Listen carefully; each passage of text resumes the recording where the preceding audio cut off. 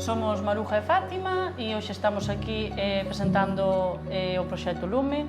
Levamos varios meses cociñando e preparando tapas e dentro de todos estes días manexando fogóns, pois ocorreusenos a idea de facer un catering da boa, de facer como, bueno, o que pode ser un proxecto dun negocio.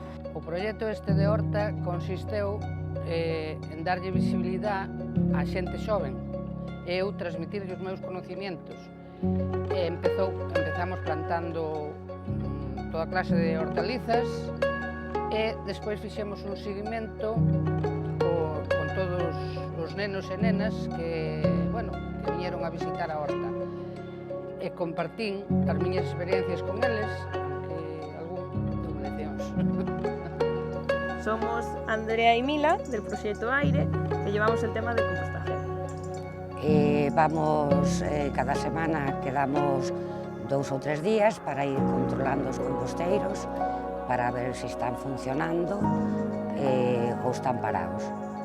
Diseñamos una aplicación para poder hacer un seguimiento en las casas con la gente que tenemos los composteros en casa. O proxecto Agua o noso proxecto está diseñado como un xogo interactivo cos pequenos a través de unha suposta invasión alienígena que explica a amenaza das plantas invasoras e a súa resolución.